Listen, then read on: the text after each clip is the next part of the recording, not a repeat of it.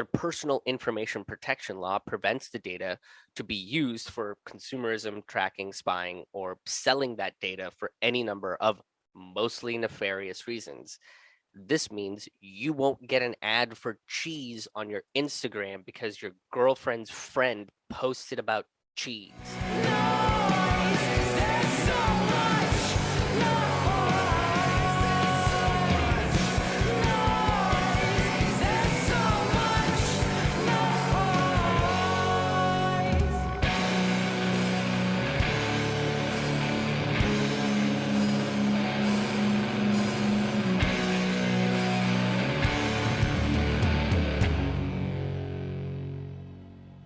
Hello and welcome to a brand new episode of Forkful of Noodles. I'm your host, Krish Mohan.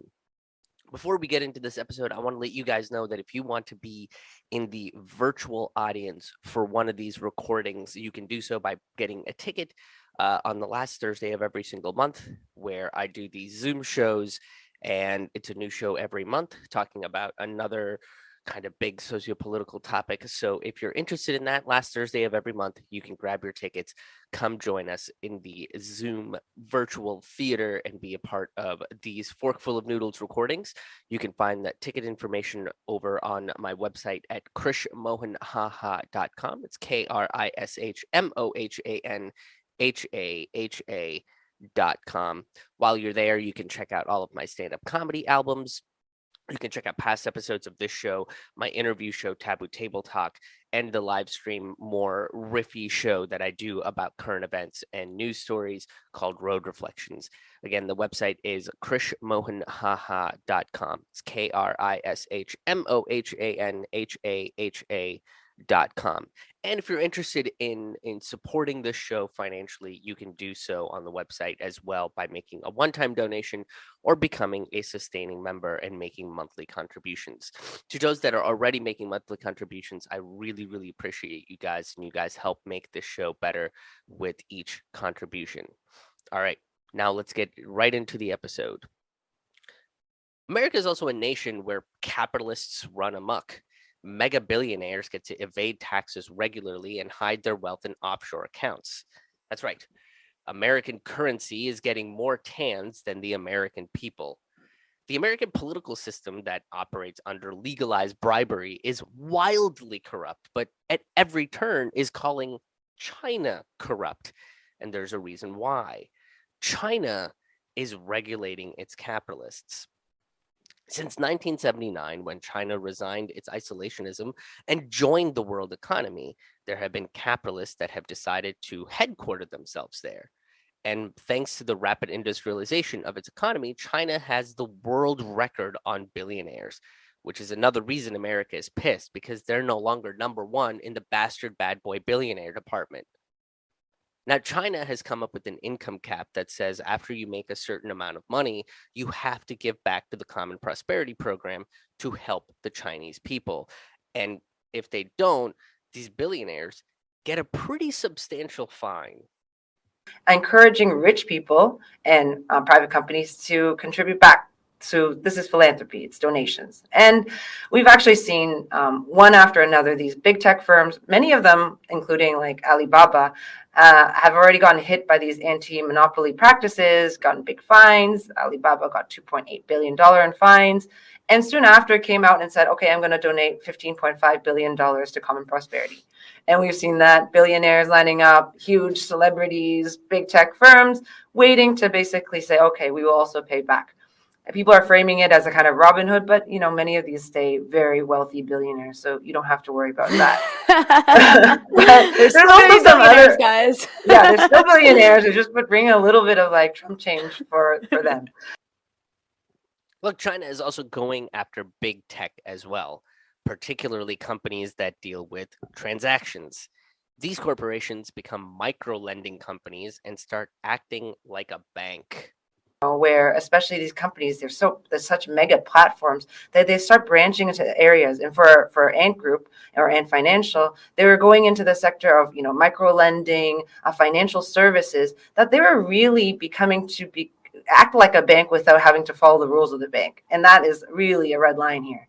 The banks are very quite tightly controlled. They're state owned. And so that is not an area that a private company can just say that I can go into and change the rules of an industry that you are not a part of.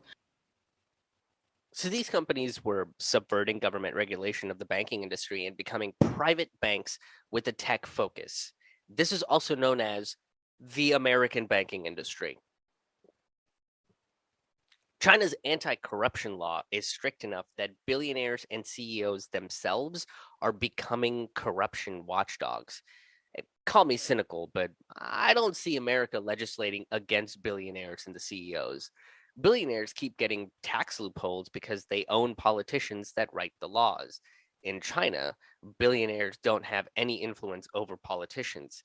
And they're sure as shit ain't getting Person of the Year named by a fucking neoliberal out of touch magazine. Again, this by no means is saying that China has officially defeated capitalism and the concept of corruption itself, but it is maintaining it, and it still has a lot of work to do. Gig economy workers in China are exploited in the same manner as gig economy workers in the US. Gig economy workers work 12-hour days in order to earn enough income to survive. The CEOs say that the workers should be blessed for this job and its quote flexibility. So the Chinese government is in the process of cracking down on this level of exploitation as well. And China also has plans to use data for public good. And then another part is a big part is data. The question of who owns data, how data is used, how it gets processed, all of that. I mean, is like of a kind of utmost urgency everywhere we go. And of course, Ant Group and it's what's it called, the transaction payment app Alipay actually annually transacts more money than the GDP of China. It's a huge amount of money that they're circulating, and it means that every single purchase that is made, they have the data on that, what people are looking for, what they're searching for, what they want. So that kind of stuff right now, the government is going through big conversations about treating that as a public good. And I actually think that's quite an interesting debate. Data isn't something that should be just in the hands of the private companies, because it is a public good. And so there's a huge amount of interesting debate about how data should be treated, who should own it, who should manage it, and how the government should come in. One of the ways they executed this idea was in their response to COVID. Everywhere you went, you had to scan your phone so it registered who was there. Now, this sounds super intrusive, but that information was used by the health ministry to send messages to people if they've been in the same space as someone who contracted COVID. This is how they were able to stay ahead of the pandemic. Their personal information protection law prevents the data to be used for consumerism, tracking, spying, or selling that data for any number of mostly nefarious reasons. This means you won't get an ad for cheese on your Instagram because your girlfriend's friend posted about cheese.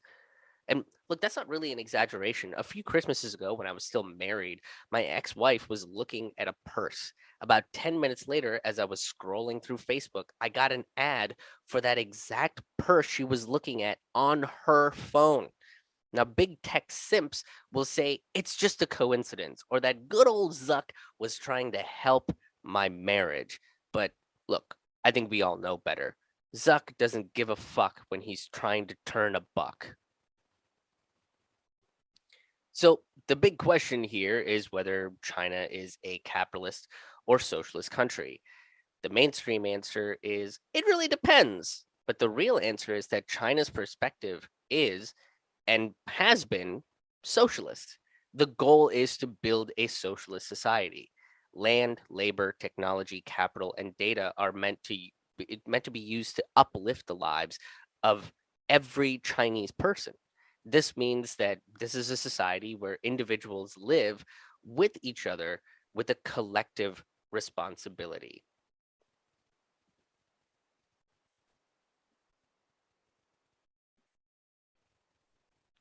Look, there is no roadmap to build socialism. I mean, one can make the argument about capitalism. The difference is capitalism doesn't learn from its mistakes. It just figures out how to hide them for a little bit. Slavery is arguably one of the largest mistakes made by capitalism, and yet it uses slave labor to drive consumerism. At least with socialist governments, they're trying to figure out how to reduce repeating the same mistakes and come up with newer solutions. The expectation of capitalists is that after a socialist or communist revolution, there should be a utopia the day after. They use this absurd messaging mixed with flowery faux academic language to discredit the work being done to build a socialist society from rubble. The real reason for so much Western aggression over China is because it proves that socialism does in fact work even in a country as large as China. And China and America are inexplicably linked, considering China is the world's manufacturer. It shows that after 1979, China was more in control of American capitalism than America was. Consider how many American flags and American flag underwears are made in China.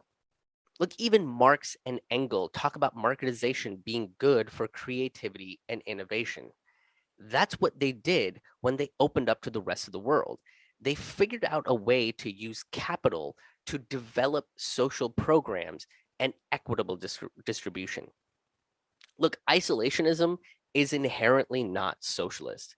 You can't be a socialist if you're not, well, social. So when it comes to critiques about China, it really depends what's convenient for capitalists. Anything that benefits China and grows their economy is obviously because America's capitalist influence to help them out. But when they implement laws like restricting hours for video games or regulating billionaires, it's because they're authoritarian socialists. Bullshit, there's that oxymoron migraine. Fuck. Look, China used socialism to eradicate poverty and is an example of what you can do when you put the lives of people in front of profit. And it can help other countries achieve the same thing. Capitalist giants like America tried to stop this progress since the beginning with economic sanction, militarism, and spreading misinformation. Look, that's like kicking someone when they're down. But the plan is failing because China is now on its way to construct a society that looks beyond capitalism.